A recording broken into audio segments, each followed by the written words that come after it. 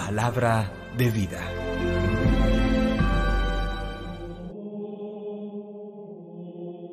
Del primer libro de Samuel, capítulo 1, versículos 1 al 8. Había un hombre sufita, oriundo de Ramá, en la serranía de Efraín, llamado Elcaná, hijo de Jeroham, hijo de Eliú, hijo de Tohu, hijo de Suf, efraimita. Tenía dos mujeres, una se llamaba Ana y la otra Fenina. Fenina tenía hijos y Ana no los tenía. Aquel hombre solía subir todos los años desde su pueblo para adorar y ofrecer sacrificios al Señor de los ejércitos en Silo, donde estaban de sacerdotes del Señor los dos hijos de Elí, Hofni y Finees. Llegado el día de ofrecer el sacrificio, repartía raciones a su mujer Fenina para sus hijos e hijas, mientras que a Ana le daba solo una ración, y eso que la quería, pero el Señor la había hecho estéril. Su rival la insultaba, ensañándose con ella para mortificarla, porque el Señor la había hecho estéril.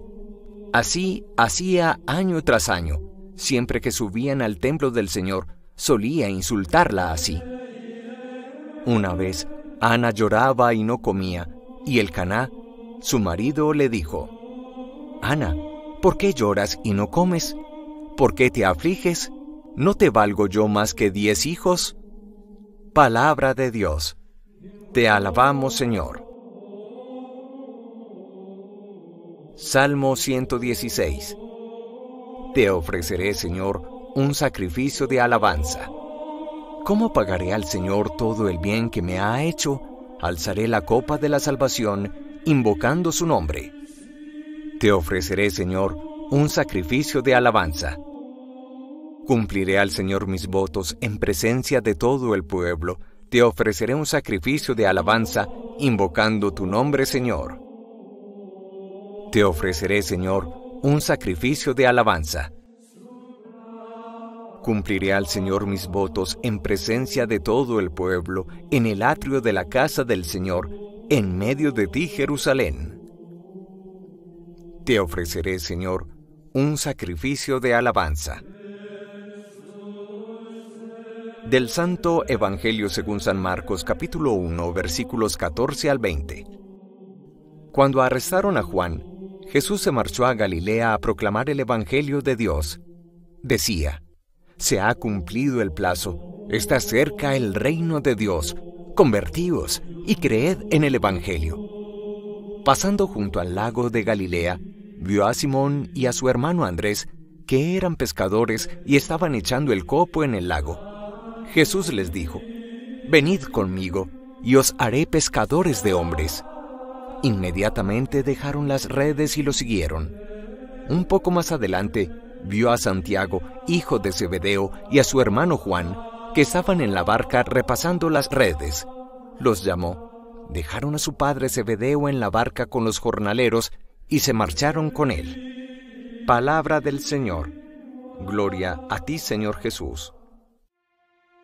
En el puro comienzo del tiempo litúrgico ordinario de este nuevo año que nos regala el Señor, el evangelista Marcos nos va describiendo cómo se va configurando la Iglesia, cómo se inicia este anuncio del reino de Dios.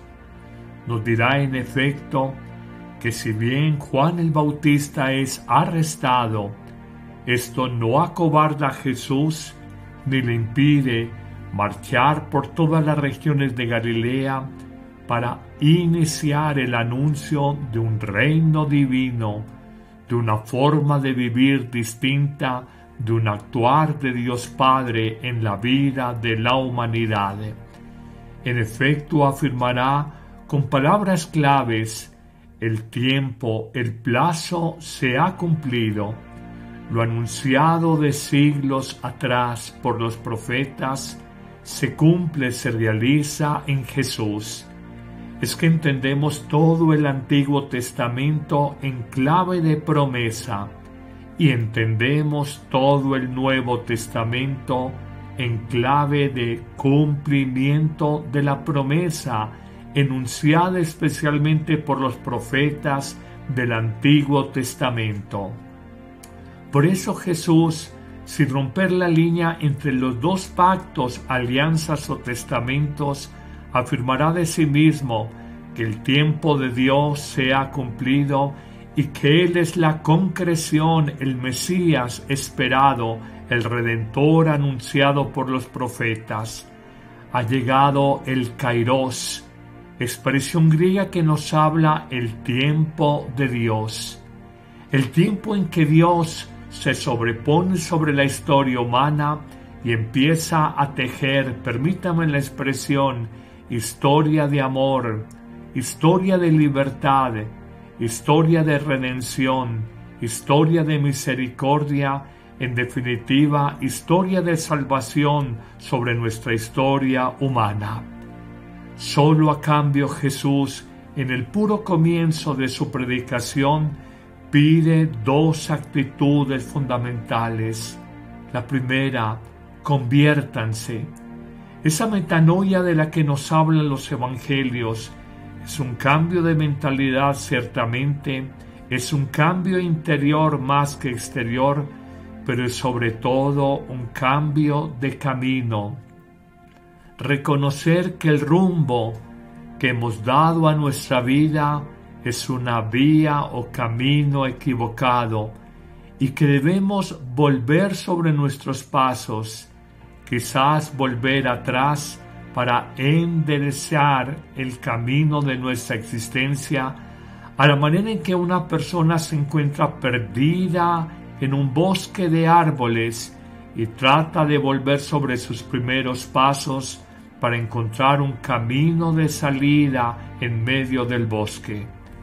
Pero hay una segunda exigencia de Jesús, además de la conversión, entendida como un cambio radical de camino, un cambio definitivo en la orientación de la vida, y es la exigencia de creer en Jesús como el Evangelio viviente, de poner nuestra fe en Jesús. Una palabra muy corta, 2 letras, FE, pero que implica y compromete toda nuestra vida. La fe es decirle a Jesús, sí, te acepto, sí, te recibo, sí, te acojo en mi vida, sí, reconozco que tu mensaje y tu vida misma es modélica, es un claro ejemplo a seguir en donde solo hay verdad, en donde no hay engaño. Es aprender nosotros a desconfiar de los mensajes del mundo, a desconfiar de los proyectos de falsa felicidad que hemos conocido e incluso a desconfiar de nosotros mismos, de nuestros criterios y pareceres personales, para confiarnos solo y totalmente en las palabras, el mensaje, el ejemplo de Jesús. De ahora en adelante su manera de hablar, de ahora en adelante su manera de vivir, de ahora en adelante su manera de decidir y de actuar será un modelo de vida para cada uno de nosotros. Así comienza la Iglesia. Así se funda la religión más grande sobre esta tierra. Así se manifiesta el proyecto de Dios sobre los hombres cuando ha enviado a su único Hijo Jesucristo para que, hablando el lenguaje de los hombres, sintiendo como los hombres, igual en todo a nosotros los hombres menos en el pecado, nos enseñe cómo encontrar luz y guía y un camino seguro para salvarnos de nuestros errores, de nuestros engaños, de las esclavitudes que nosotros mismos hemos construido en el corazón. Pero viene finalmente una segunda parte del Evangelio, cuando Jesús entiende que la construcción del reino no la puede hacer Él de manera individual, sino que debe de construir una pequeña comunidad de discípulos que luego serán apóstoles. Hoy el Evangelio nos presenta el llamado de 2 parejas de hermanos. llama la atención que primero la iniciativa es de Jesús. Él los ve, los encuentra en su vida familiar como hermanos, en su vida laboral como pescadores, en su cotidianidad, su día a día. Les ve, les habla, les llama. La iniciativa es de Jesús. No pienses que tú o yo elegimos a Jesús. Es Él y solamente Él el que nos llama, y a ti y a mí nos toca simplemente responderle, darle una respuesta generosa a la misión que nos encomienda. Hace 2000 años le dirá a esta pareja de hermanos, Pedro, Simón Pedro y Andrés, a Santiago y a Juan, les da la misión de ser pescadores de almas, pescadores de hombres. Y nos dice que la respuesta de ellos fue inmediata. Lo dejaron todo, su trabajo, su padre, las redes, los jornaleros que lo acompañaban, y empiezan el camino feliz de seguimiento de Jesús. Hoy no nos quedemos en la literalidad de este pasaje evangélico, sino que asumamos en nuestra vida que tú y yo, 20 siglos después, somos llamados por Jesús en nuestra cotidianidad, en medio de nuestras familias, por nuestro nombre. Jesús nos ve y nos pide ser pescadores de almas desde nuestros talentos, desde nuestras capacidades, y nos pide no aplazar la respuesta por miedo, por conveniencia, por cobardía, porque no entendemos, y por el contrario tener la libertad interior, la disponibilidad y el desprendimiento para dejar familia, trabajo, para dejar seguridades afectivas, emocionales y materiales, y empezar la aventura, porque no tiene otro calificativo, la aventura del feliz seguimiento de Jesús, tras la promesa que Él nos hace: quien deje padre, madre, hermanos, familia, bienes por mí, recibirá 100 veces más en esta vida, en amigos, familia, bienes, con persecuciones. No las niega, tendremos persecuciones, pero además alcanzaremos la vida eterna.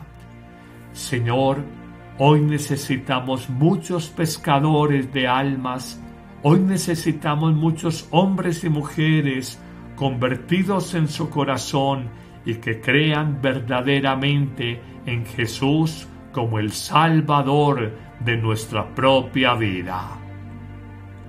Que el Señor te dé luz a partir de este Evangelio y te bendiga abundantemente en tus actividades de este día, en el nombre del Padre, y del Hijo, y del Espíritu Santo. Amén.